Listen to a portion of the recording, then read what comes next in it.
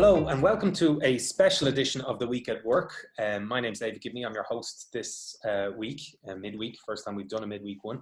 But we're doing a special show on the agreed programme for government. With me today, I have three brilliant activists and researchers. We've got Conor McCabe, we've got Clare O'Connor, and we've got Emma Clancy. We wanted to do this one specifically to address what's in the programme for government and try and break it down, particularly from a left-wing perspective. The people who are in the show have been tweeting and advocating and writing updates on their social media pages, and therefore I'm going to go first of all to the person who's probably been one of the most active people I've noticed about the programme for government, Conor McCabe. Conor, what is in the programme for government that we should all be aware of? Well, I mean, from a kind of from a progressive or kind of left-wing kind of point of view, what I kind of focus in on, just like first of all, was kind of workers' rights, you know, and there's nothing in it apart from there's a mention of a vague kind of commitment to doing something to the right to kind of disconnect, but there's nothing on what would be kind of core demands for the trade union movement. So these aren't even, you know, outlandish kind of radical ones. I mean, these are just your mainstream ICTU core demands in terms of what is needed, and there's no commitment to trade union for trade union can right to access, and that is for the right for the trade unionist to meet with his or her kind of members in the workplace. They're still barred from it.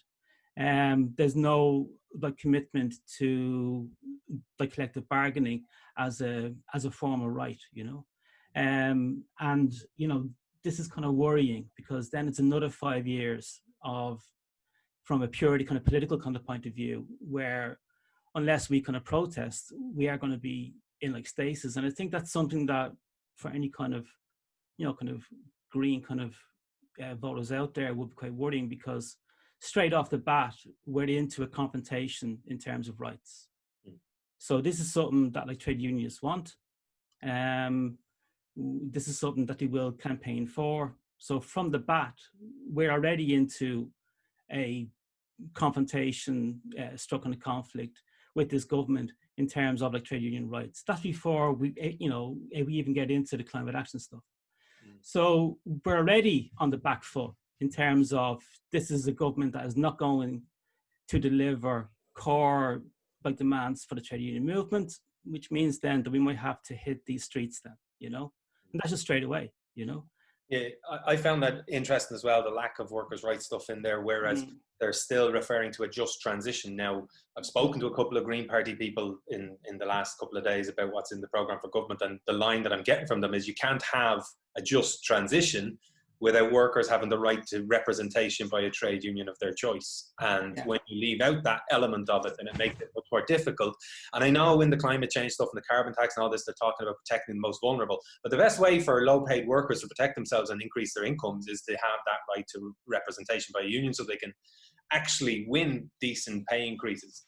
So the absence of that doesn't fit with the terminology of a just transition. No, and it's a Fine Gael kind of mandate in terms of kind of minimum wage and a kind of living wage. So they're still kind of falling back on the low pay kind of commission in terms of it like saying how much can we go and afford it kind of each year. But also in terms of the living wage, it says that it will kind of introduce it over the course of the government. That's Fine Gael policy. So we've got a Fine Gael workers' rights manifesto going into this kind of government, you know. Just to stick with workers' rights before we move on, and I know you might not be moving on there, but just to interrupt and say there's a section there, you might be going to talk about this anyway, about the public pay deal.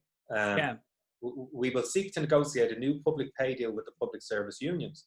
Our approach to these negotiations will be guided by the state's financial position and outlook, challenges in relation to recruitment and retention, and conditions within the broader labour market. Now, if I was a public sector worker or a public sector trade union, my ears would have pricked up and gone, well, the economy's not doing too great at the moment. We have restoration pay agreements in place. Is this a way of reneging on that stuff by saying, look at the economy, it's in shit, you need to do something about that? Yeah, I mean, it's something that I'm sure that Emma will also kind of talk about as well. But like, it's not just an error that there's no costings in this kind of document. Fine Gael want to have some form of tax cuts by year 5. They've made that clear.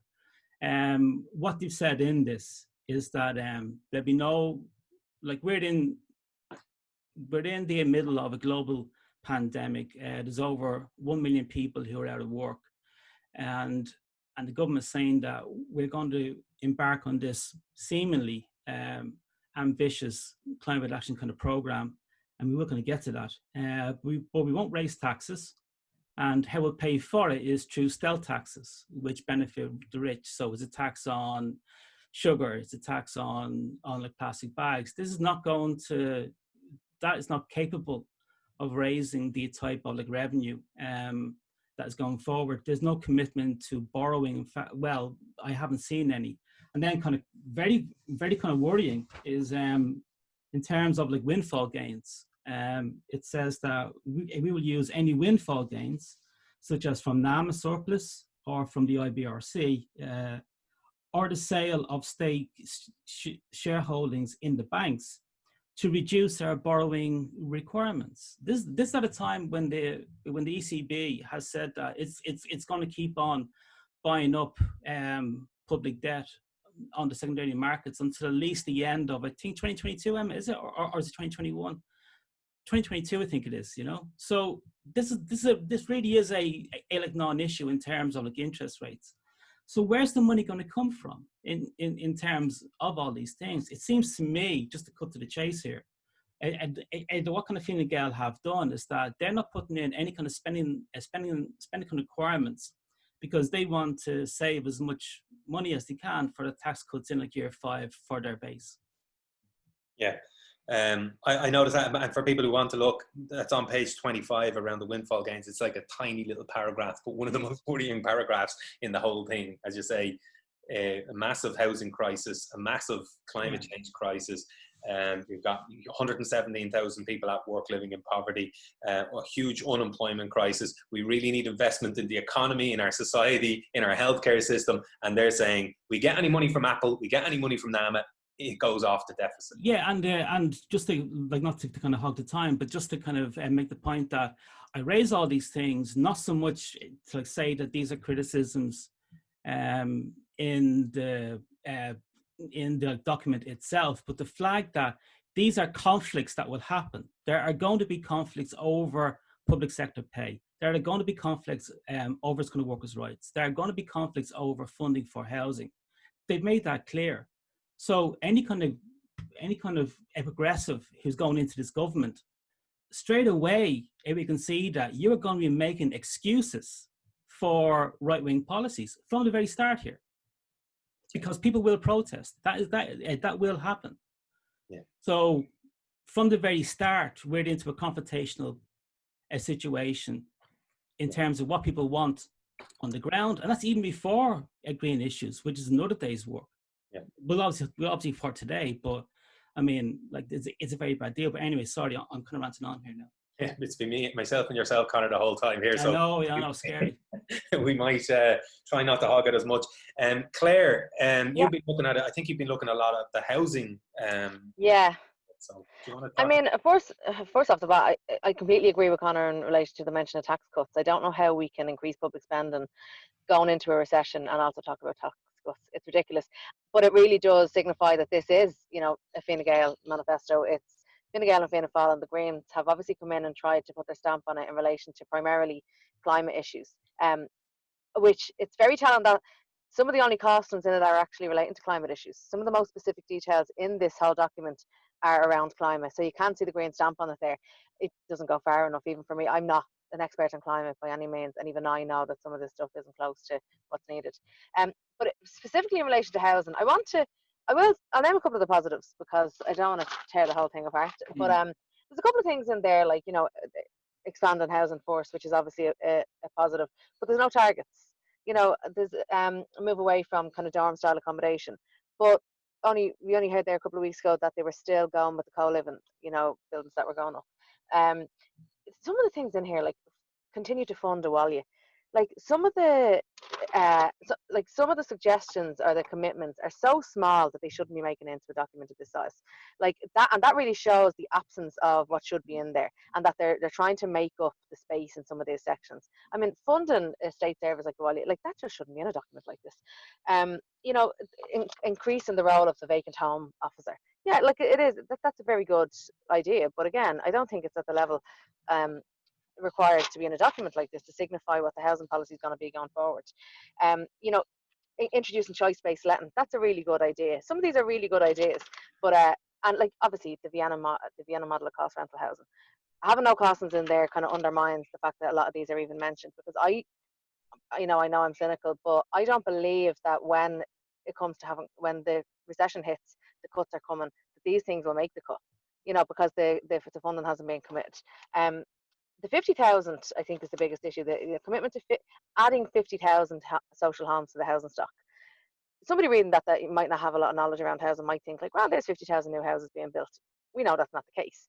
That's 50,000 new social units that will house people in social units.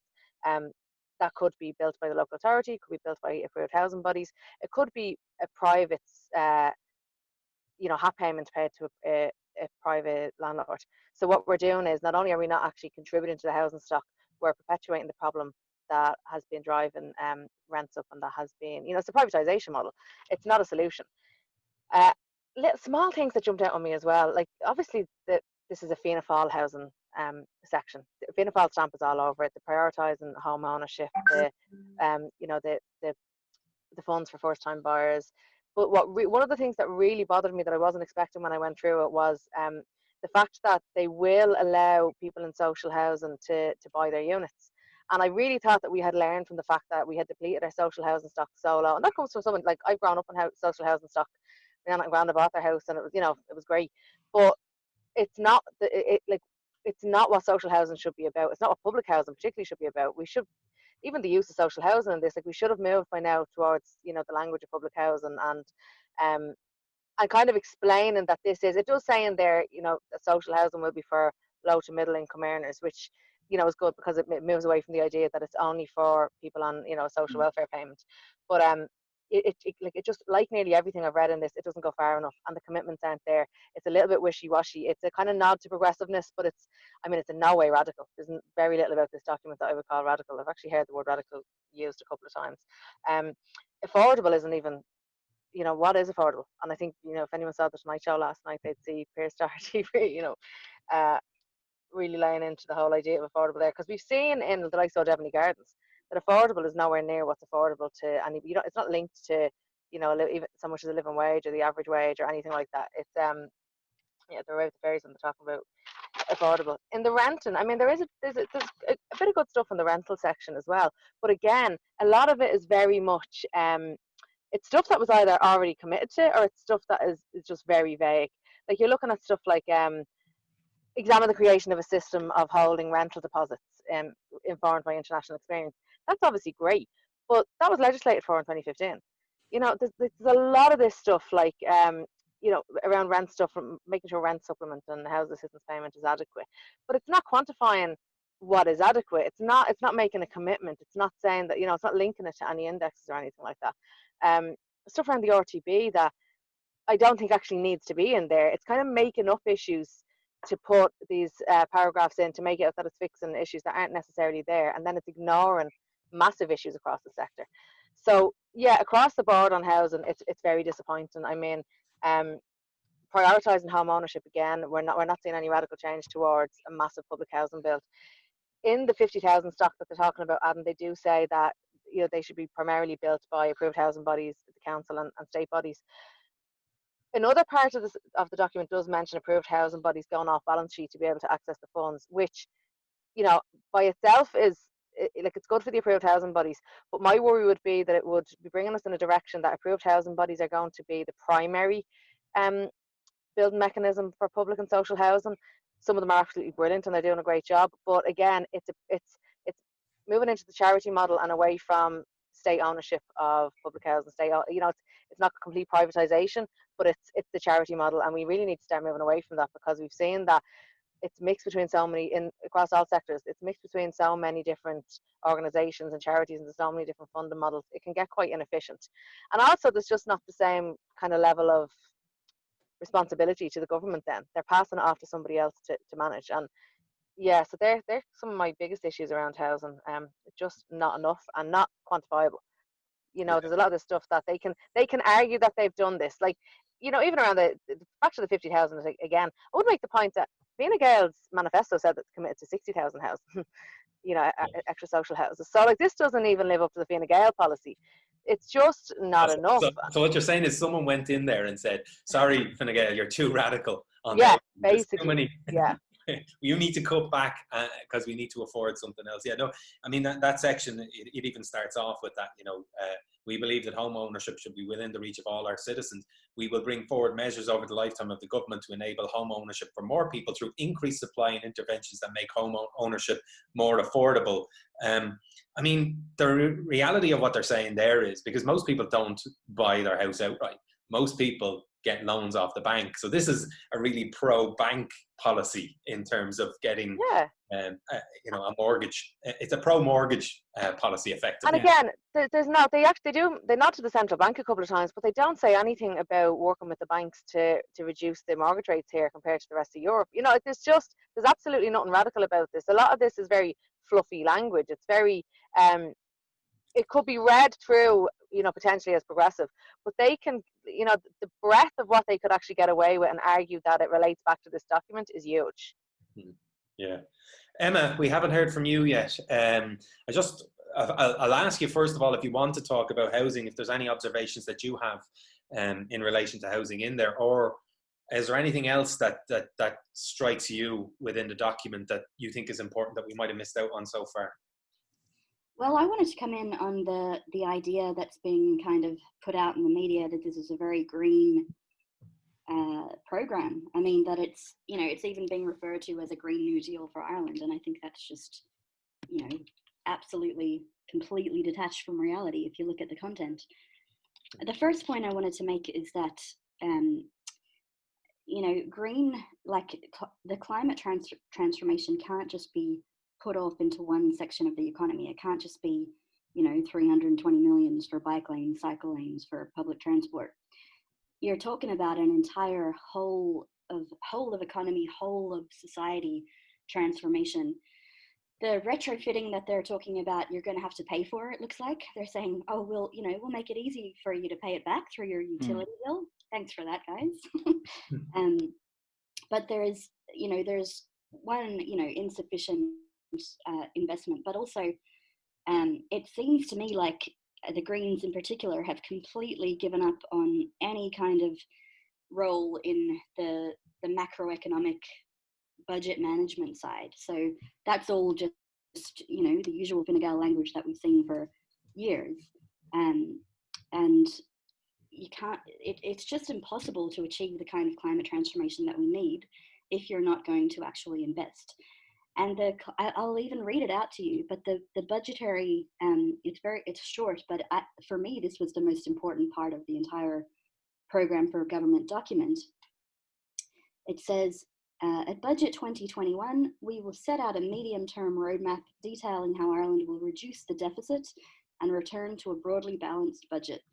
We'll use taxation measures as well as expenditure measures to close the deficit, blah, blah, blah. We will focus any tax rises on those taxes with negative externalities, such as carbon tax, sugar tax, plastics, etc. So this is completely, Fine Gael's, not only their policy, but their entire underpinning ideology. It's a commitment to deepen neoliberalism across the Irish state. That's what it is. And you can't actually achieve the necessary transformation of the economy and society in relation to climate if you want to have a balanced budget. I can come in later on the role of the EU in all of this, but I just wanted to talk a bit about the fact that it seems from the language in the document that agriculture is being treated as, a special, that's what it actually says, the special role the special economic and social role of agriculture will be acknowledged in in any kind of climate transformation policies. So, I mean, agriculture is the most damaging when you look at Ireland's carbon emissions.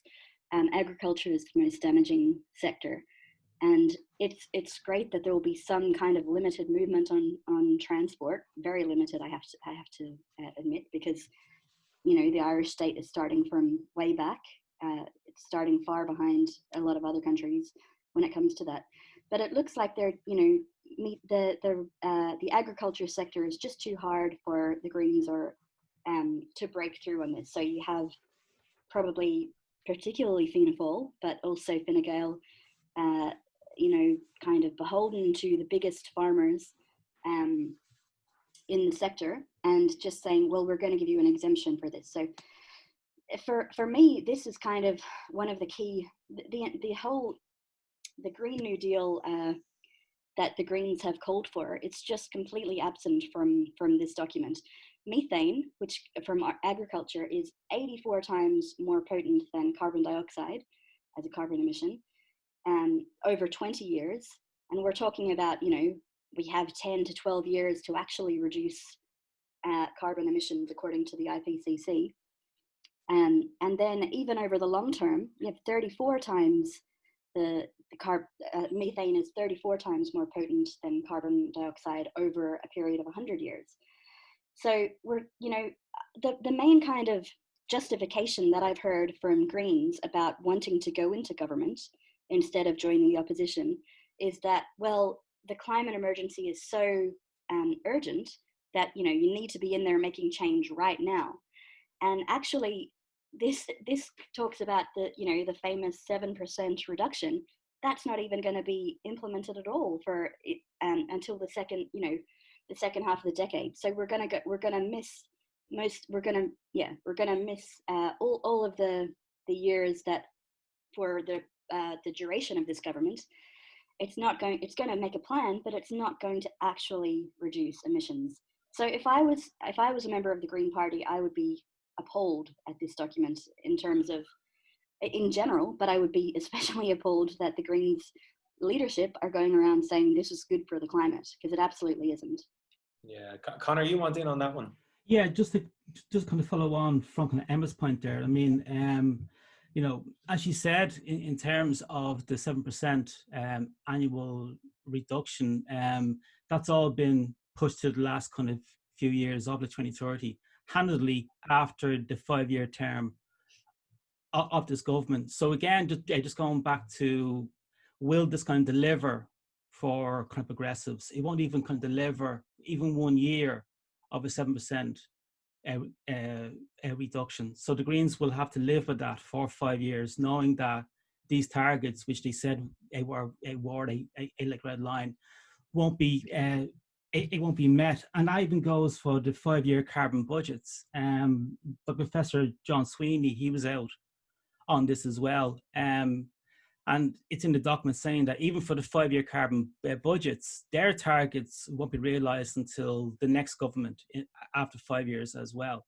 So there's nothing in terms of the 5-year carbon budgets, and there's nothing in terms of the 7% target that will be reached in like 5 years. Now, maybe it can be argued that it'll take 4 or 5 years for this to happen, but that's only if you take a kind of very pedestrian view of the crisis that is here now. If this is a genuine crisis, which it is, then you need radical action like a genuine, 7% reduction. In terms of that, even in terms of like meeting those targets, I'll focus in just on 2 things. One is renewable energy, and then the other is transport.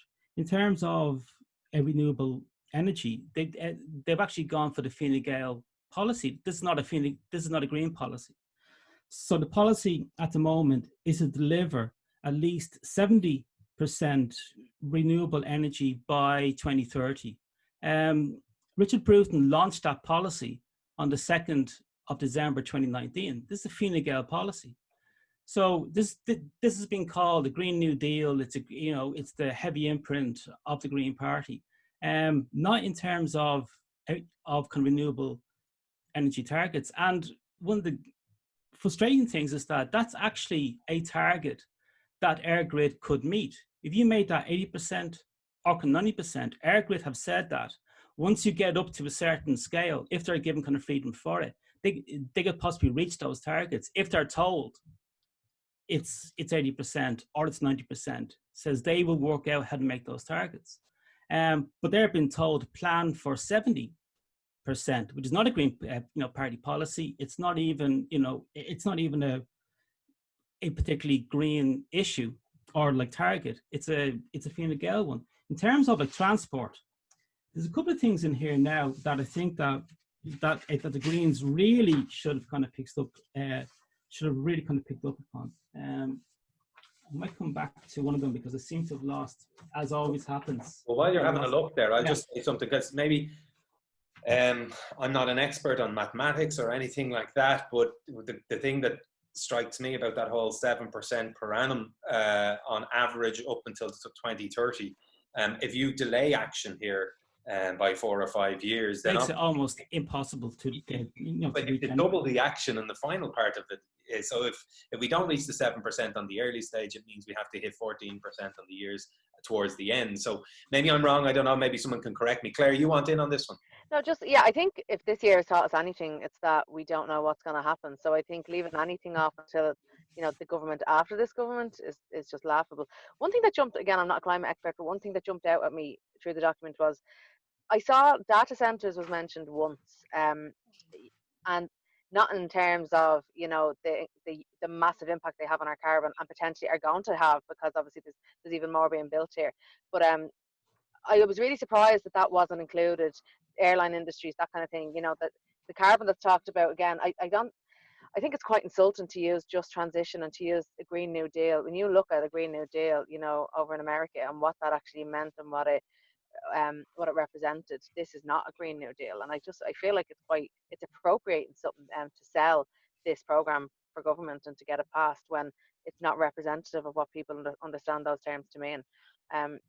Yeah, I know you haven't hit transport yet. There was one thing that did jump out at me in transport, though, but that I was really surprised at, was that the Greens didn't go for free or heavily subsidised transport. I mean, I just can't believe that. I mean, the research there is, there's plenty of places have done it. We know it works. We know it. It'll have an implication on not only climate, but uptake on transport. So I'm look at one of my notes here. There was a mention of incentivizing off-peak, public transport, and I just thought, how is that beneficial to people going to work? How is that beneficial to people leaving their cars at home? It seems like such a kind of, they're getting the scraps off the table there, and it just seemed like such an obvious win. One that's being researched, that we know works, that's actually been trialled. There's talk about it being trialled in Galway. It just seemed like a really a big loss for the Greens not to have got that.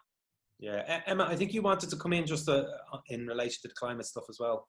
Yeah, just to go on about this again, I mean, it's the biggest, it's actually an existential crisis. I mean, people sometimes use that term for, various things, but this really is, we're talking about the future of human civilization, and we only have such a short amount of time to actually deal with the problem. So the thing I wanted to point out was that the Irish state is considered a climate laggard in terms of the European Union. But the EU itself is actually completely ignoring the climate science in its own, in its own goals and its own laws. So you have, I mean, that means that the Irish state is so far behind where it needs to be. At the moment, the EU goals are to reduce greenhouse gases by 40% by 2030.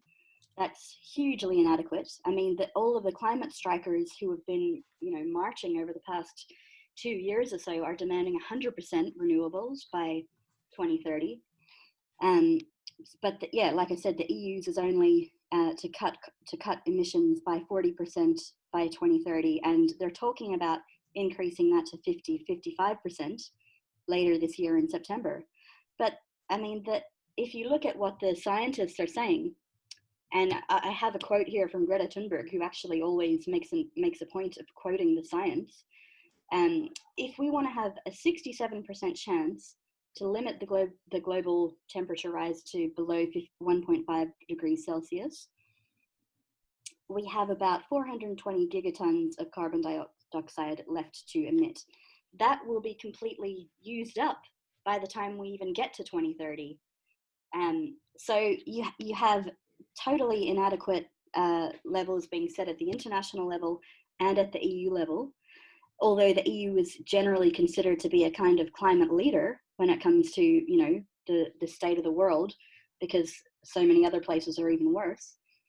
But according, you know, even among the EU's own limited standards, Ireland is far, far behind. And, you know, we actually need to play a role in this problem. We can't just say, well, you know, we're a small island, so we can do whatever we want, and you know, it won't have any impact, because this is not so much a question at the moment. This is not so much a question of the actual figures by country. It's a question of political leadership that's being offered by different countries. And you have Ireland, which is, you know, basically doing the bare minimum, and that continues completely within this program. And for the Greens to say this is enough, or this is adequate, or this is acceptable, or even for some of them to go around saying this is great, I just don't understand. Like, it just doesn't actually, again, match up with reality. Yeah, Conor, you want to go into a little bit about transport? Yeah, I just found kind of those quotes here. I mean, there's a couple of things in like transport, which again, if they were serious about kind of meeting that kind of 7% kind of target, transport is where you would have to really kind of start as well. Just first of all, as again I said, the herd needs to be cut, and nobody wants to touch it.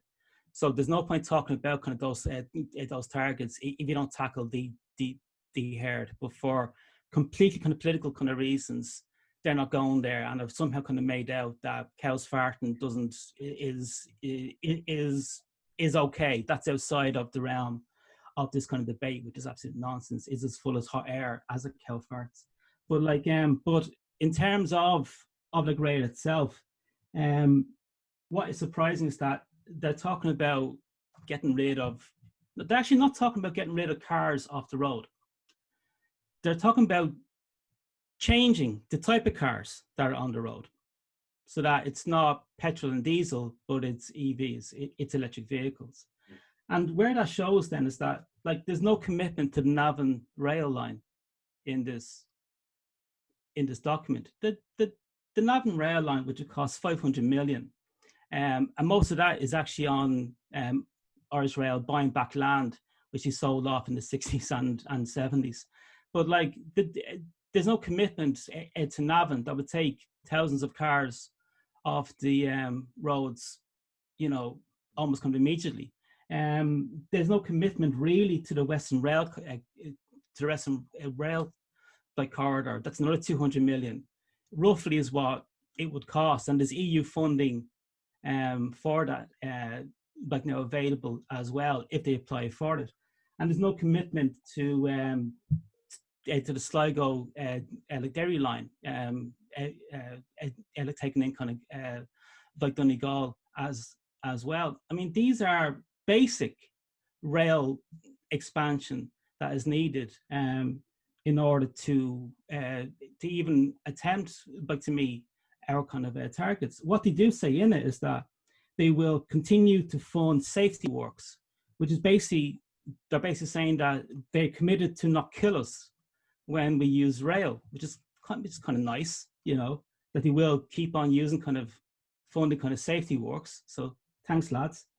And here's where I think the Greens dropped the ball. And Emma should be used to this type of language from, you know, from the EU as well. They will commission an economic evaluation of higher speed rail links there between our rail cities. The killer line there is an economic evaluation, which is a cost benefit kind of analysis, which famously does not take in carbon emissions and carbon damage as part of its overall cost benefit. So this is going to be a neoliberal view where they say that we will do an economic evaluation of high-speed rail from Galway to Dublin or from Cork to Dublin. And based on a neoliberal, on the models that they use, economic ones, that do not factor in savings in terms of carbon emissions, they will then decide whether to go ahead with these kind of rail links or not. All studies show that where you take cars off the road is true intercity. That's where it really kind of comes out. So intercity is key for this. That then leads into road haulage. There's another line here where they say that we're going to decarbonize our road transport with a particular focus on cars and light goods vehicles. So that immediately kind of jumps out here is that Fianna Fáil have basically screwed them here. 30% of the transport emissions are caused by 4% of vehicles on the roads, and they are heavy goods vehicles and buses, primarily heavy goods vehicles. They're not covered in this. It particularly says light good vehicles and cars. They have excluded purposely, because why else would you do it? Some lobbyist has gotten onto them and has excluded heavy goods vehicles from the decarbonisation project. How are you going to reach those like 7% targets? They're not building new rail. They're not taking cars off the like roads, and they're not really tackling heavy goods vehicles. All it says is that they will publish a 10-year and implement a 10-year strategy for the haulage sector, focus on improving efficiency standards and helping the sector move to a low carbon future. This is not, your big brother. What's that scheme where you kind of hire a big brother thing? I saw it on The Simpsons once. But it isn't like that where you kind of hire a friend just to help you. This is government policy. You tell them this is happening, and you've got like 5 years, lads. There's none of that here in this. So again, it goes back to, this has been called ambitious. Is this worth a progressive party like the Greens going into government? I would say it would be if it could reach these targets. I'm not against going into the government. I firmly believe that there's a huge role for that here. Looking at this document here, it's obvious that it is not going to be possible for them to meet any of the targets they have set out. And that is going to be worrying, because what will happen there then is that you're going to have Green Party members who are going to have to justify this for the next 5 years as they constantly fail. Like heavy goods vehicles excluded from a so-called radical Green New Deal. No Navan Railway, no Western Rail corridor, apart from some mentions of this, and keeping in the big one, the economic evaluation criteria, which is a neoliberal one for green transport, can't be done. Well, let me just stick with transport, and any of you can answer this one, just because I haven't managed to read the whole document, so which is useful because I can then throw questions at you, and hopefully one of you might be able to answer. If you can't, no problem. But I wanted to ask about transport, in particular airline travel. Is there anything in there? I mean, currently Ireland has no airline taxes. There's no carbon tax on the fuel for airlines. There's no VAT on your airline ticket. We incentivize as many tourists as possible to fly in from long distance, particularly from the United States. Is there anything in there that's about tackling that element? And I throw it to any of you. As far as I can see, no. And yeah, the word airline doesn't appear in the document at all. And like even in terms of like travel, air travel, like you'll hear kind of scare stories about, oh well, this is going to, take from ordinary kind of, ordinary people having their holidays. It's something like 80% of all kind of air travel, all the commercial air travel is by kind of frequent flyers. So I mean, it is scandalous that they're talking about taxes on sugar, on bags, on carbon, and no tax on like air transport. even though Ireland is the base of the largest single kind of polluter in the EU, in fact, in the world, in terms of aviation, and it's Ryanair. Like Ryanair is the second largest airline, second or third largest airline in the world in terms of carbon kind of emissions. It's absolutely massive. It's in the top 10. The ECB keeps passing them money in their quantitative easing Yeah. program. It's supposed to be neutral, but somehow Ryanair keeps getting given the funds every time. It's large. It's bigger than fucking China in terms of its carbon emissions for air. You know, it's massive. Like it's a terrible kind of polluter. 25 million tons a year, something like that. Yeah, they're the only non-coal-fired plant that's in the top 10, I believe, in the EU for emitters. And yet, again, in this program for government, which is seen as a radical Green New Deal, there's no mention of tackling the airlines. Yeah. I mean, so can't touch road hauliers, can't touch cattle farms, and can't touch airlines, but we'll make 7% reductions every year, and we'll meet our kind of our kind of carbon our carbon budgets. This is not possible. It is impossible to do these things with this document. That's just a fact. I mean, that's just a fact. Objectively, it is impossible. So why go to the wall for this? Yeah. Well, I think in my own head, and I've been saying this for a while, there's three really important policies that the Irish government or the institution of the Irish state has. And one of them is airlines. We're attracting airlines to move their head offices to Ireland for a range of reasons, right? Another one is agriculture, yeah. And that's, as we talked about, the methane now, according to this deal, is not going to be recognised in the same way as other gases because it's only dangerous for 10, 12 years. So that's fine. Have that side of things. And then the other one is, and Clare touched on it there, data centres. There was a report on the front page of the newspapers at the weekend on the Sunday Business Post about how Facebook's data centre is using more water than Kildare town, 8,600 residents inhabitants in Kildare town. Facebook, one data centre, is using more water than that actual whole region.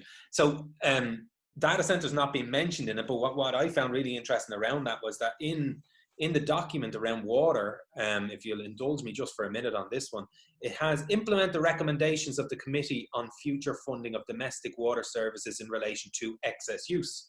Now, I found that really interesting, the wording around that. Implement the recommendations of the committee in relation to excess use. So only on the household element. The committee itself on future funding of domestic water charges had loads of recommendations, including hold a water referendum, not included in it. Bring in abstraction charges. So Britvic or Ballygowan, as we know them, they extract as much water as they want from the ground, and they don't pay a penny for licenses, and they get it all for free. So they're not expected to pay anything, but households that potentially use a little bit more may be forced to use. And households, just to be clear on this, households use 22% of our water, industry uses 78% of our water. The focus on this document is only on the 22% in the households and nothing on the 78% in the businesses. It also talks about conduct a feasibility study examining how further assistance can be given to low-income households for the installation of water-efficient appliances, recognising the fact that it's going to be low-income households, people who are stuck at home because they've no jobs in the middle of an unemployment crisis. So they're using more water than the average of the previous year. So they're going to be expected to pay the excessive usage charges. So this again, just to me, stinks of, and it was an open goal for the Green Party to go in and say, look, you want to implement the recommendations of the committee. Here's all of the recommendations. Let's implement all of them. But no, they've agreed to go in and just implement the bits that are regressive on individual households. I think, Emma, you wanted in on this one. Yeah, just briefly, I just want to, not so much on the water issue, but on the energy issue. I mean, these data centers, obviously Ireland is the kind of, favorite child of the big tech companies from Silicon Valley, mainly due to tax reasons. But now it's becoming clear that because of the captured state, basically, that you have in Ireland, which is completely beholden to the tech companies, you have Ireland being used as a base for, cross EU, one, tax avoidance, two, infringements on data privacy. So these companies can set up base in Dublin, and then because of Ireland's membership of the EU, they can operate across borders, across the entire European Union, only having to go along the standards of the Dublin, of the Irish government. So you have the corporate tax avoidance, which is just obscene. And there's nothing in the program for government that even acknowledges that there's a tax avoidance problem. It just says we don't want to implement an EU digital tax because we want it to happen through the OECD. But if anyone's been paying attention, even the OECD proposal around digital taxation would be hugely detrimental to Ireland's business model. But then you have now you're going to have a shifting of these massive corporations to Ireland to construct data centers, which is the next big thing. And I think I saw someone on Twitter said data centers should be considered to be a fossil fuel industry because they're so polluting and they're just so damaging to the environment. And that's just another reason to the list that Conor was making before. There's the cattle herd, the transport, the aviation sector, plus the addition of data centers. It's another reason why the 7% emissions cut, even if you do backload it, is actually not possible under this program. Yeah, on the data center, just in terms of the electricity, again, good article in the Sunday Business Post a few months back talking about how Amazon's data center uses more electricity than Galway City. So in terms of both water, where it's using more water than one data center, by the way, with 55 data centers and more opening up every couple of months. That was many dream catchers though. Yeah, but in terms of an industry that you really need to tackle, if you really are going after a Green New Deal, they get away scot-free. There's nothing. In terms of the electricity, in terms of the water, in terms of everything else, you can't say this is a climate change document program for government when you don't tackle the biggest emitters. One data center using more electricity than Galway City, I think is incredible. Claire, you wanted to come in on a different aspect. Yeah, which actually ties into a lot of that as well, though. There's a real theme throughout this document that doesn't really move far from Fine Gael's normal ideology. But the reality is, this isn't just Fine Gael, it's Fianna Fáil and it's the Greens, that every time they had the opportunity to kind of punch up, they punched down. That's across the stealth tax, that's, across the climate. I mean, it's crazy to think that they want to increase taxes on, carbon tax on individuals and not address data centers or airlines. Like, there's absolutely no excuse for it. There's just not. And I think that's something that the Greens that are voting on this need to really think about. Are they going to be willing to defend this? But it does it ties in with something that jumped out to me, and I'll be very quick on this because it's a very small section. Anti-poverty and social inclusion measures. There's literally a little introductory paragraph that talks about basically that they're going to, commit to the roadmap for social inclusion 2020 to 25, which is a Fine Gael, very neoliberal policy. In addition, this is what they've said: act to reform our child maintenance system, which is very well needed, to be fair, and that's very valid. Continue to prioritise and protect supports for lone parents, and it's good to see that that's been added in there as well. Work across government to address food poverty in children and ensure no child goes hungry, and request the Low Pay Commission to examine universal basic income. So that's it basically. There's a couple of others, continue to support the annual social inclusion forum. I mean, it's like continuing to fund Awalia. These shouldn't even be included in these paragraphs. If you're funding something that takes a tiny amount of money in the sector that it's in, and it's an outside body, it's not an additional resource that the government is going to give. It's not a new measure. It's not something that they're, it's not radical. And the last one is introduce returnships in partnership with employers to support women who've taken time out of work to raise their families. So there's 6 measures, I think, in all. I want to look at the UBI. I think universal basic income isn't something that we've touched on. It was something that I was really interested in for a long time, but I do think the move now is towards universal basic services, and I'm a bit disappointed that that's not included in there. And I think that anybody who is, has been researching this stuff and kind of has a true interest in equality knows that universal basic services would impact the privatization sector, the private sector, the for-profit model, but would have a much bigger impact on equality, would have much less chance of actually further ingraining people that are already in poverty, and by removing those means tested additional payments. And I think, again, it's like the kind of the low-hanging fruit. They've gone for the easiest option without really addressing the systemic inequality, the kind of structural violence that's there within our system. A lot of this just does embed it. Another one there, work across government to address food poverty in children.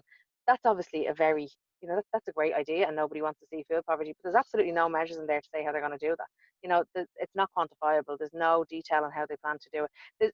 Further up in the health section, they do actually mention under children's health within a healthier future, I think they call it, is removing fast food outlets next to schools. That's it. That's what they think is going to increase children's health. Nothing around, investing in, they're talking about food poverty and they're talking about junk around children's schools, but they don't talk about affordability. They don't talk about education. They don't talk about any actual public investment in this stuff. And it's just, I've just been really kind of frustrated reading the whole thing and fed up. Like, the language around it. I mean, if you search for words like examine, review, engage, committee, they're all over the place. Like, there's so few commitments in this. There's so few numbers in it. There's so few so little detail around where they throw something out, say that how they're going to actually achieve it, which means that in a year's time, if you throw or 5 years time, if you throw this at them and say you said this, it's very easy for them to brush it off and say, we had this measure, or we looked into this, or we held that committee. There's no accountability here on how they're going to deliver it, so that we can actually hold them to account down the line. And I think having one paragraph on poverty and social inclusion is very representative of this whole document. Listen, there are good things in it. I'm not going to say that there's not. I just don't have any faith that the basis of this whole document is steeped in neoliberalism and is not radical. It doesn't move away from where we've been for the past couple of years. And I think when you look at where we are now, what we've had with the health service, what we've had with people understanding now what jobs are important, that kind of thing, this is just not good enough. And I don't know how anybody could stand over voting for it. It seems to me that on page 18, where it says our aim is to create 200,000 new jobs by 2025, it seems to me that most of those jobs are in the reviews and the committees that they're going to set up. So, Conor, I think you wanted in on this. I'm guessing it's universal basic income. No, it's actually on that point about all the reviews. As Clare said, and as you said there, David, I mean, if there's any kind of sign that this is not a document of vision, it's a document about power. It's the fact that they have outsourced all kind of political responsibility for what are seen as their responsibilities, which is to a political party, all of them, Fianna Fáil, Fine Gael, Greens, all of them, all three, but all the other parties as well. You go to the people, you say, these are our policies, and then you fight for them. They get at the table to actually put these things into play, and they've gone for a commission on housing, a commission on pensions, more stuff for the low pay commission to do, which is no statutory powers of enforcement in terms of its kind of decisions. So it's purely consultative. A commission on the defence forces, an electoral commission, and then a future of media by commission. In the document, Fine Gael, I presume it's the Greens, but it talks about having more kind of grassroots participation in the democratic kind of process. How many grassroots bodies are going to be on any of these kind of commissions?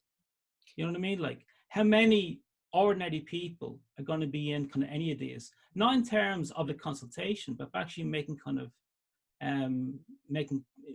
judgments themselves. It'll be the usual suspects, as it always is kind of with these, as we know them in terms of workers' rights. And I won't start mentioning names, or I'll never get back on radio again, but or on kind of podcasts again. But like, this is going to be just those kind of same people all over again. And then it's finally, just before kind of Emma kind of comes in, on page 66, the Greens have more or less signed up to the Mercosur deal. So at one point, there's a big play around kind of banning the importation of fracking. but it seems to me that it's going to be entirely possible if Conor McCabe is passed at a European level to import beef from land cleared in the Amazon. Like, I mean, this is like it says that in terms of international market diversification and trade, it will carry out an economic and sustainability assessment of the headline EU Mercosur trade agreement to inform future action in this area. And the area is international markets. It's not in terms of the climate action. So the Greens have signed up to Mercosur here. Whether it's passed at an EU level, that's another day. But they have signed up to it. Wait, the farmers hear about that. Yeah. It's good that we're onto the international affairs now, because one of the sticking points, I think, in the reports from the last couple of weeks in the newspapers was around the Occupied Territories Bill. Emma, you're over in the EU. You know a little bit more about this than I would. So do you want to talk to us about what's in the document around Palestine and the Occupied Territories Bill? Yeah, I will, but I just wanted to come in on what Conor said as well on the Mercosur agreement, because if you're looking at what, so the Greens obviously want to make changes in the Irish economy, but if you're looking at global issues, Conor's absolutely right. I mean, the Mercosur deal is probably the most damaging, apart from, the ongoing kind of carbon emissions by the largest corporations and the fossil fuel industry. The Mercosur deal is actually the biggest thing that you could imagine that will have a detrimental impact on the climate. So what we can see in this document is that the Green Party, which had been opposed to it, and Fianna Fáil, where members were either opposing or abstaining on the Mercosur deal, have now basically given up their opposition.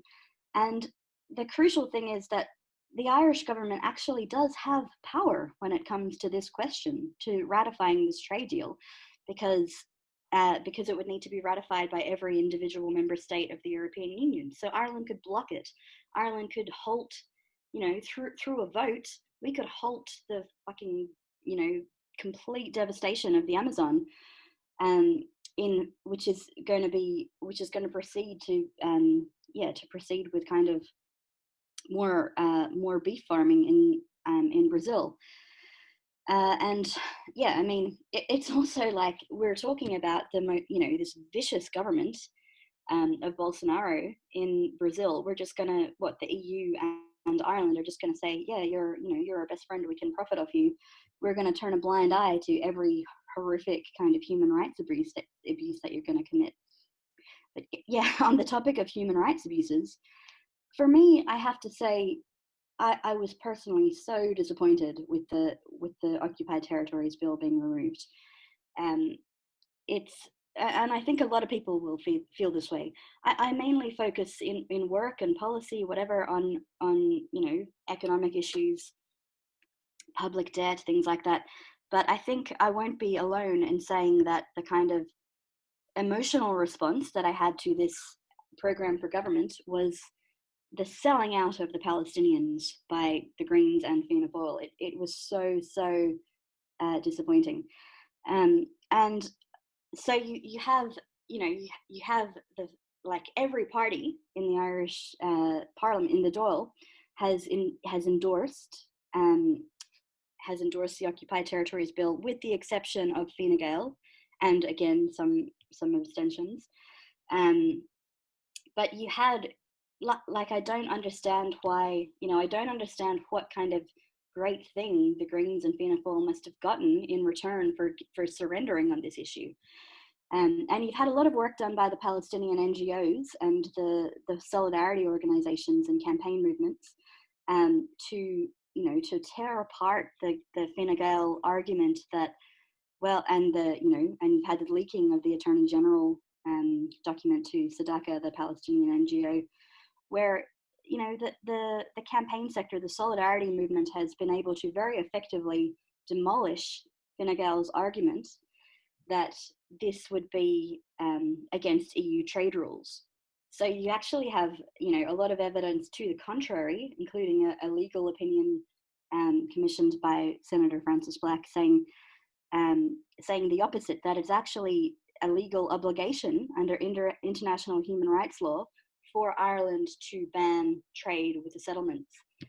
And we're in a situation where we're halfway through June. On the 1st of July, the Israeli government, without any kind of condemnation from the international community, is going to annex 1/3 of the West Bank, including the area around the River Jordan, which has all the, not only the access to water, but fertile land.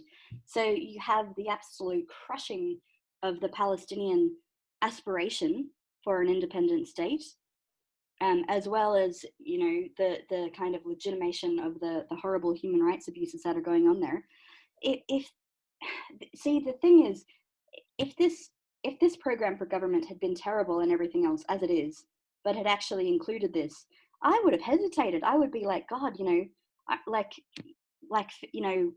we're in a situation where the left can't muster a government, but at least we could do this kind of historic move of international solidarity, which would actually have a very, very big impact on not only the Palestinian cause, but on the international community and the international kind of outlook towards Palestine. But no, that's just been dropped. So it's so disappointing. And you can see that the argument has now shifted away from the question of, it would be a breach of EU trade rules, towards it would be unworkable. But it's actually been established in EU law that member states of the European Union are required to correctly label the products that come from the settlements, as opposed to products that come from Israel. And that's there. It's not unworkable. It's just the Fine Gael saying, well, we're under so much pressure, particularly from the United States, but also from the European Union. We want to get our seat on the Security Council. But particularly, I think the pressure is coming from the United States, and up to and including the economic pressure. Well, we're such big sources of your foreign direct investment. We can just cut that off if you dare to kind of stand up for the Palestinian people. It's an interesting one that just really exposes how ambitious Fine Gael are on an international level to get a Security Council seat, and that they would trade off the lives of hundreds of thousands of Palestinian people and sacrifice the democracy that we have in the Oireachtas that has already passed this stuff. And what message does it send to the Israeli state, who is sending out its own messages, as you say, about the annexation of more land? It really was a sickening blow to the left, to the broader left in Ireland, that have been campaigning on this for years. And as you say, I was reading up on some of the stuff last week. It doesn't mention Israel in the document. It's about occupied territories. And the big thing for me, I actually spoke to Karen Gearan this morning, the shop steward from the Dunn Stores anti-apartheid strike in the 1980s, when they were getting the exact same arguments thrown at them. It's unworkable. You couldn't do it. You can't ban goods from an individual state, and it'd be frowned upon and all the rest of it. They did it, and everybody 10 years later celebrates them. Exactly, they're heroes. Yeah. And but now we're just being blocked by these ridiculous arguments, which are obviously to do with money, and as I said, a complete selling out of the Palestinians and their hopes by the Greens and Fianna Fáil. And we're not asking the Green Party to stay on a picket line for 2 years and 9 months to stand up for these people. We're just asking them to put it into a programme for government. It's not going to make a difference to their lives, really. Claire, you want in on this one? Yeah, I think as well, it being in a programme for government can seem a bit abstract, but, for Green members who are voting on this, are they going to, if this is going to hit the floor of the doll, are they going to watch Green Party members vote no to this? Because that's what this actually means. That, it's not that you're just not going to support it. This is going to come to a vote. Are you going to vote against this? This is reprehensible. I totally agree with the kind of emotional reaction to this. I didn't think that this would happen. I thought that this was where the Greens were holding out, and I thought this was what was really pushing the delays the past couple of days. It feels kind of like, Fine Gael are like the bullies in the playground that have got everybody on side, and have frightened everybody into staying silent, and it's really uncomfortable, because it's so obviously what needs to be done. Again, like you said, these are occupied territories. This isn't us, choosing a country and deciding not to trade with them. It's just, I think that this maybe, Mercosur and the 7% might be what stops Green Party members voting for this, because I don't know how we as a nation, with the history we have, even just with, like you said, the Duns strikers, knowing that this can be done, knowing the impact we can have on another country, and let politics get in the way of this. It's just, it's not acceptable. Yeah. We've covered a huge amount of items already. I don't know if anybody's looked into the health element, and if anybody wants to talk about that. Claire, do you want in on? Just, I'll let Conor chat on that, but just one thing about health was that, you know, it was said there, I think yesterday in one of the health briefings, or one of the briefings on the PFG, was that in the 2022 budget, they were going to look at, you know, funding Sláintecare. They were going to have another committee on examining how exactly that they could fund it. And I just thought, like, we're in the middle of the biggest health crisis we've ever experienced. Now is the time to be kind of radically looking at health. Now, obviously, they have their health measures in there. The funniest thing I found was supporting healthcare workers, considering, you know, the strike action we just recently had and the government's reaction to that, and, you know, the Fine Gael impact on this PFG. But yeah, you know, the fact that we could be waiting another year before they even, you know, start looking at fully implementing Sláintecare, it says everything I need to really know about the health element. Yeah, Conor, I think you wanted in before I switch over to Emma on that. No, I'm fine. Okay, Emma, we'll go to you on health then. I think you wanted to say something. Yeah, no, I wanted to look at the role of the EU in this. I mean, I've been working here in the European Parliament for the last 5 years, so I take every opportunity I possibly can to to complain about the European Union and its rules. But I recently had to kind of look through every recommendation that the European Commission made under the Stability and Growth Pact and its various kind of outworkings to the individual member states between 2011 and 2018.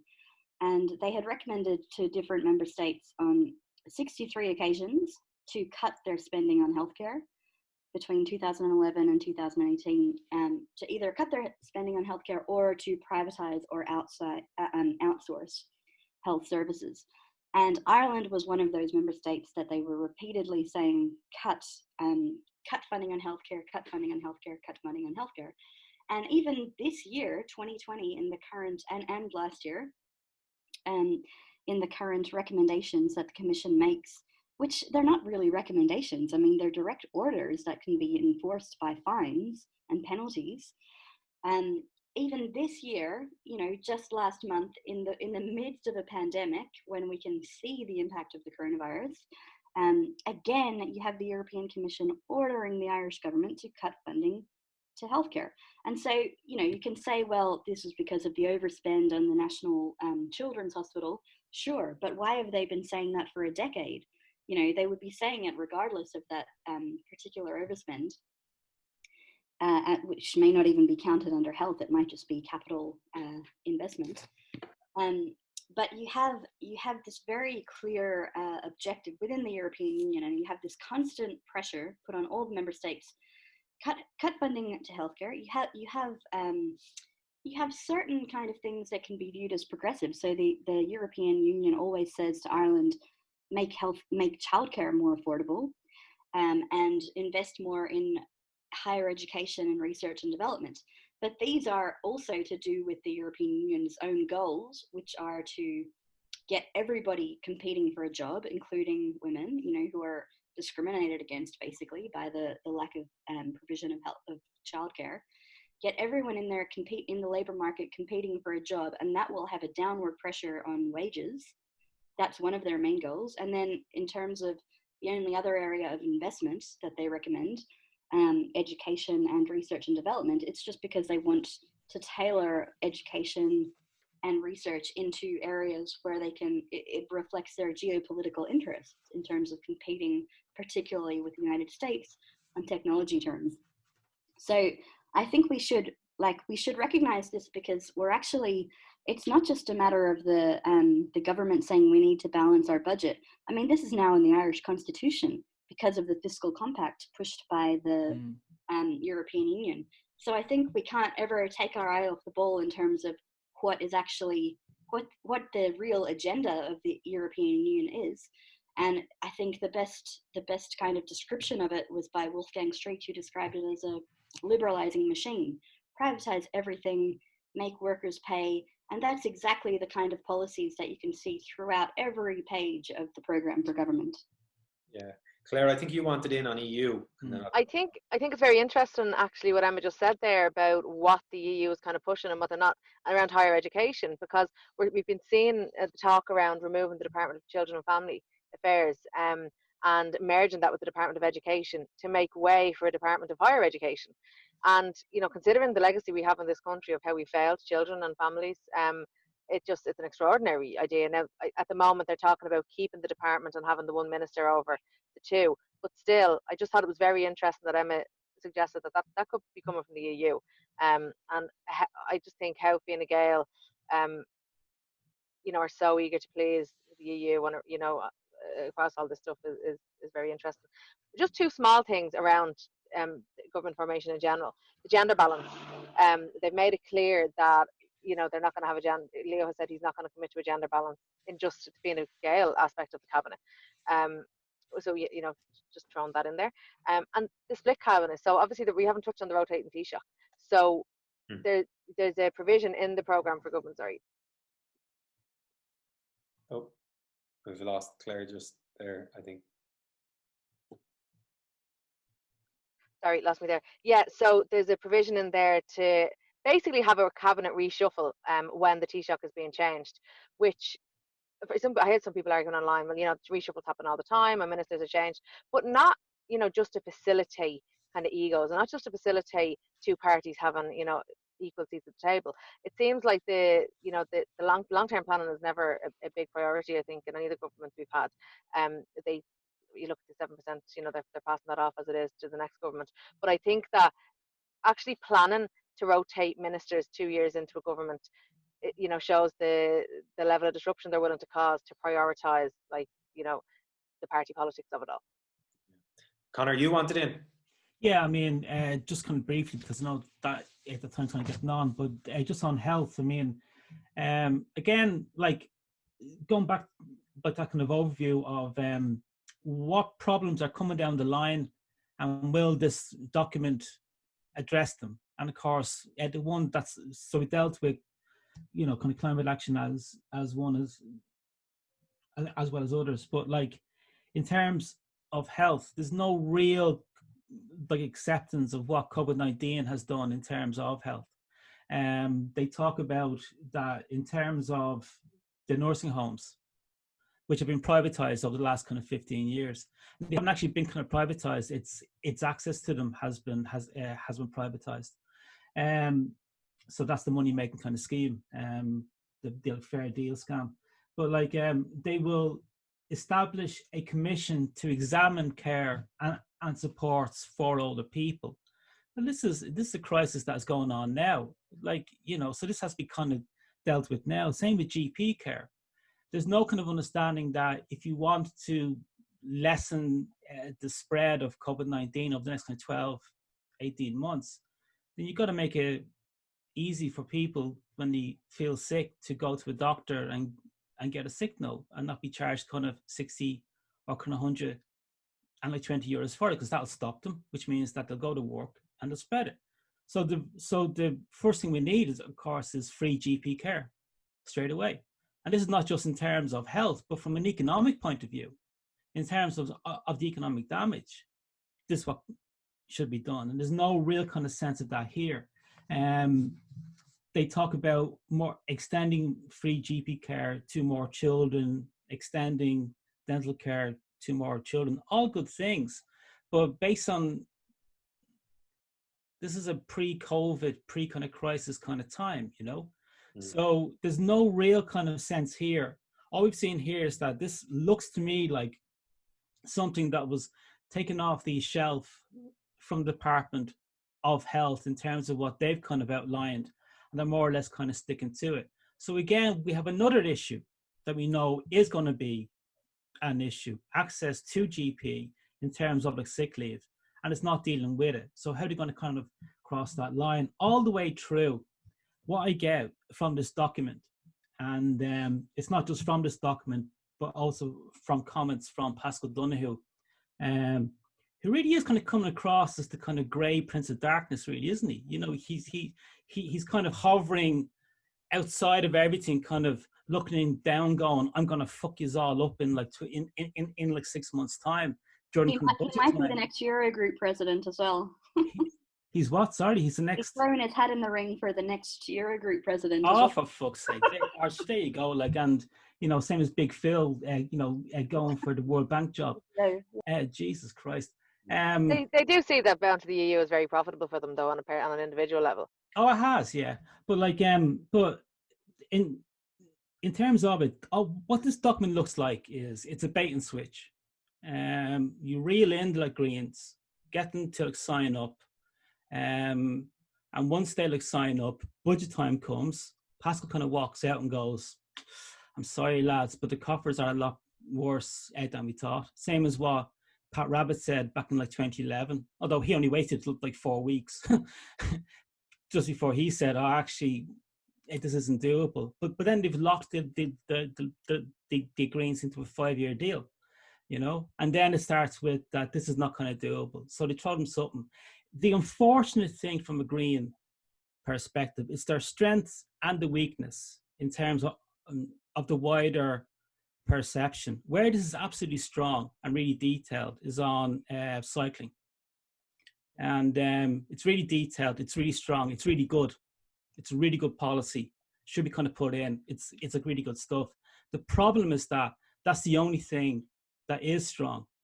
So that falls into the cliche that people have. It's really unfortunate that the image that might come from this is, well, cycling isn't going to cut it, lads. Yes, it's strong, but this isn't going to cut it for all the problems that are facing kind of this country, you know. So then they'll own those problems. This is the point that I'm trying to get at, is that once they sign up to government, they take ownership of the issues. They can't just say, "Well, we deal with climate issues, or we deal with kind of cycling."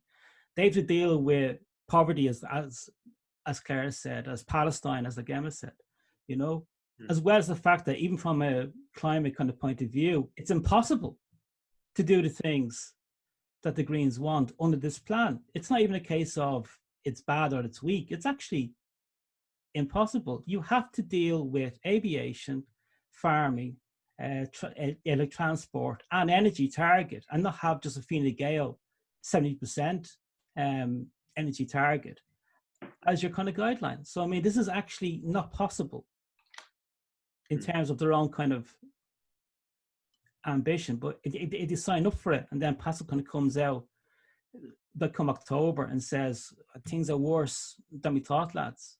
Yeah. Then they're roped in. Yeah. Well, look, we've covered now public housing, taxation, climate change, transport, public sector pay, tourism and aviation, workers' rights, water, public debt, Mercosur. We've covered a huge amount, Palestine, and we went through all of that without mentioning, as far as I can remember, the carbon tax, which is incredible. But maybe we don't need to get into the carbon tax. We know exactly what's in it, but we're going to finish up in a second. But before we do, I'm going to throw it to you guys. I mean, my thought process around this whole coalition deal, right? There's the program for government. There's one, the first element is the content of the deal and whether it's achievable and whether it's good enough. That has to be in the frame, in the minds of the members of all of the parties that are voting for it. Is the content of the deal sufficient? Is it good enough? The second thing is, particularly for the Green Party members, is trust. Do you trust the parties that have signed up to this? I mean, have they got a record in the past of reneging on everything that they've agreed to? The last program from government, as far as I can remember, it wasn't program for government, the supply and confidence and supply agreement included things like a referendum on the ownership of water. Didn't happen. So are they actually going to do the things that are included in this? And the final thing, and I think I'll go first to Clare on this, just because I know her perspective. I've seen some of your tweets around this issue, is the damage that it could potentially do to the Greens themselves, to the wider movement, the Green movement, if they were to go in here, and to the broader left, because there was that whole vote left, transfer left pact in the run up to the election. And there's a huge proportion of people that we would know that forgave the Greens for the last time in government. Do you see, that damage being, replicated again 10 years later? Yeah, primarily because of the trust issue. I think first of all, like this document isn't good enough as it stands, and I don't believe that it will be followed through on. You know, like you said, even just on housing, the targets for housing from Fine Gael just changed constantly. So they wouldn't hit them, and then they changed them to be able to report the next month that they had hit a target. Like, it was farcical stuff. But there's a huge amount of commitments they made that they didn't hit. Which, and in fairness, you know, if, I'm not going to make out that these things are easy, even if you went into them with the best, most progressive intentions. I don't think it's an easy decision for the Greens. Like I actually said the last time I was on here, I think they ran on a platform for urgency. You know, 10 years to save the planet, and if you sit out 5 of those, but I don't really think this is a case of just sitting it out. It means that, you know, Fianna Fáil and Fine Gael can't pull a majority together. So that's not the only option here. I do think like that if they go in, they're going to have to vote no to the Occupied Territories Bill. They're going to have to actually enable a lot of these bad policies. And when you compromise, you have to balance the good you can get done with the potential harm you might facilitate. And in my eyes, the harm here outweighs the good, and the damage to the Greens' reputation is going to be massive. I do think that the leadership contest plays into this hugely. I think that a lot of Greens might think, well, if we get Catherine Martin in to lead the party, she'll be maybe a bit more of a radical, well, a bit of a stronger voice than Eamon Ryan. Pulled a blank there, yeah, than Eamon. Yeah, so I think they probably think that might make them sway towards agreeing to this a little bit more. That they think that, you know, they'll have somebody that'll stand up against some of the more extreme aspects of this. I don't think that's happening. That's going to happen because I think there's a little bit of naivety in here. I think if they go in, they'll facilitate a lot of things. There'll be a lot of vote left, transfer left people that will never give them a vote again. I think if they don't go in, there's going to be a lot of people that will be angry because they haven't. You know, they'll use the whole, like, you have a responsibility to form a government, but you have to have red lines as far as I'm concerned, and you have to stand for something. And I just don't think that these are green policies in the sense of a just transition or kind of eco-socialism, which I think a lot of the newer Greens particularly stand for. Yeah. Conor, what would your observations politically be? What, in terms of? Well, in terms of the programme for government itself, but the implications that it could have on the parties. You don't have to focus on the Greens, you can focus on any of the parties. Well, I mean, just overall, like, it's my own view. The Greens are one of maybe 2 parties, I'd say, kind of people before profit is the other one that has genuine radicals in it. It has people who have a genuine radical view of how to change Ireland in a seriously progressive, transformative way. That is not just in terms of how to manage things better, which is something that Labour, Soc Dems and Sinn Féin kind of fall into. You know, it's like, you know, how to manage the problems rather than how to overcome and like transform them. So I think that, you know, if we lose the Greens, we lose that genuine radical edge, and that would I'd be very sad about that, because I do think it is needed. You know, that we need people who have that vision, who are not scared of dreaming big. You know, so that would be a bit of a concern, kind of overall in terms of the left.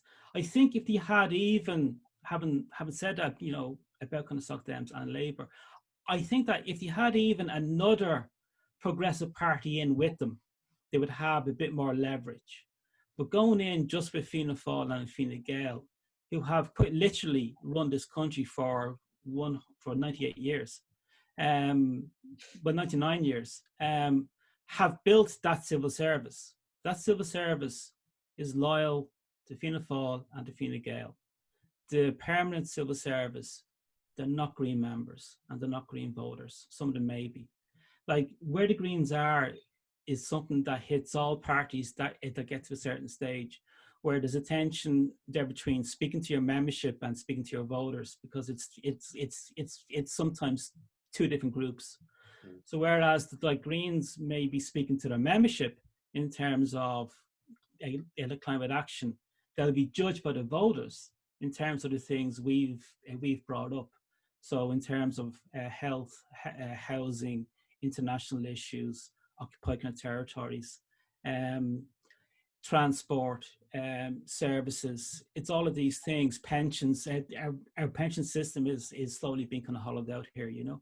So I mean, there'll be workers' rights. They'll be judged on those things. They won't, once they're in government, they won't have the luxury of deciding what to be judged upon. They'll lose that luxury. So they have it now, but once they go into government, they'll be judged on that government, on all of it, as the Labour was, and as the Greens were back in kind of 2011. So I mean, that for me is one of the things that would really kind of concern me, like overall, you know, that we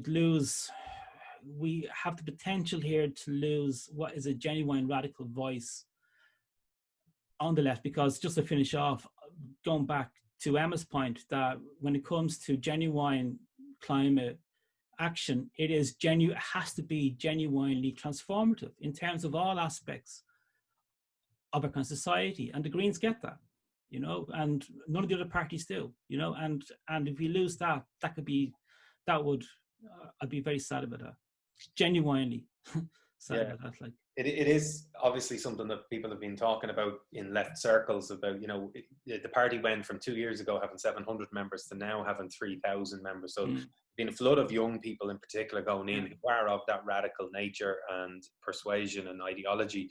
And then the question is, you know, if the Greens do decide to go in on this, where are the radicals going to go? Are they going to stick around? Potentially not. Is there a party for them to go into?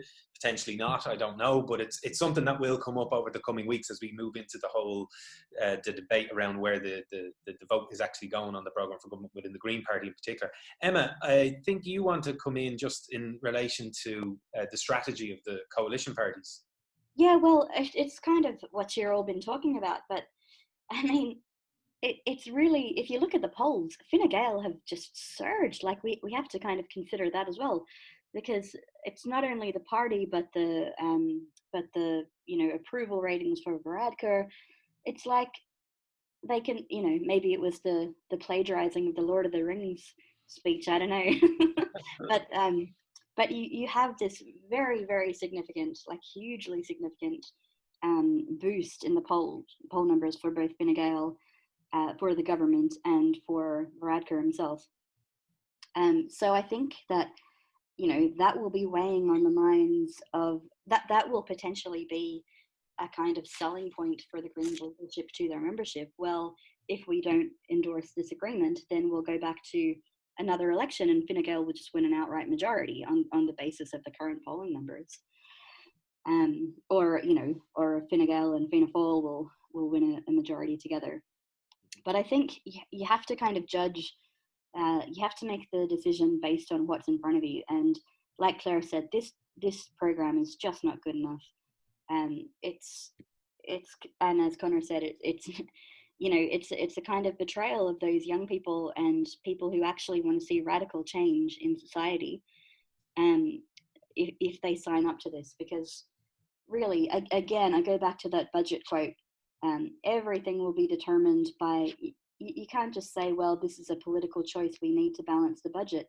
It's actually in our constitution now, and the EU Stability and Growth Pact rules will come back into play as soon as the crisis kind of abates somewhat. So everything will be, you know, all the progressive kind of ideas for investment or whatever, which frankly aren't even really included at the moment, but to a sufficient extent, but even the limited amount that are there can easily be just jettisoned by the macroeconomic kind of realpolitik, the sort of, well, we can't do this because it will breach the debt and deficit rules. We can't do this because, and they're already like, the entire state is already laying the framework for this. They're already going to the media saying, well, we're going to have to cut back in future. We're going to have to look at these payments that we're making. The National Treasury Management Association came out today saying, well, in future, we're going to probably have to refinance our public debt at higher rates. They're laying the basis for another vicious round of austerity. And it might be austerity with more bike lanes, but it's still austerity. And I think that, you know, the Greens really need to kind of face up to that fact that it is going to be, you know, a government of austerity. And like you said, you know, a lot of young people probably don't remember the last time the Greens were in government. But, you know, but as older ones do, we remember it's kind of hard to believe, you know, the last election results. It's hard to believe how well the Greens did, considering what they did the last time they were in government. But that's a reflection of the surge of young people that kind of, you know, that don't associate the Greens with austerity, but associate them with social change and economic change. And they're really going to be kind of nailing putting the final nail in the coffin of the broader left viewing the Greens as a possible coalition partner for a left government, because you know, they really relied on the vote left transfer left to actually get across the line in a lot of cases, and yeah, this generation is not going to forget that so easily if they go into another austerity government. It makes it more likely, if they go in, it makes it kind of more likely that we'll have a Sinn Féin Fianna Fáil government kind of next time. So, you know, so I mean, because the Greens might be kind of wiped out. Instead of actually having what would be really good, it's the Sinn Féin, Soc Dems, Greens, and possibly kind of Labour then as well. Like, you know, I mean, like that's probably our kind of best bet for a kind of progressive kind of government. But if the Greens lose those kind of 12 seats, or actually kind of go backwards, it damages the prospect for a left government at all, ever. Like, you know, it does, yeah. So it's back to Sinn Féin kind of Fianna Fáil, you know, M option. That'll be a best kind of social democratic. Yeah, well, it's a really interesting one. It's a very interesting point that you made there, just in relation to the parties all making a political decision themselves. You know, the Green, all three of them probably worried that Sinn Féin might increase their seats if there's another election called. Some of them worried that Fine Gael might increase their seats, and there's all that worries about what happens if there's another general election. Will Fine Gael gain? Will Fianna Fáil, you know, gain? All the rest of it, but. Look, we've spent almost an hour and a half on this, so I'm going to wrap it up if that's all right. This has been a special edition of the Week at Work podcast. I want to thank the three activists who participated, Emma Clancy, Clare O'Connor and Conor McCabe, for participating, and we'll have this up as soon as we can and hope to see you all again very soon. Thanks, guys. Thanks, Dave.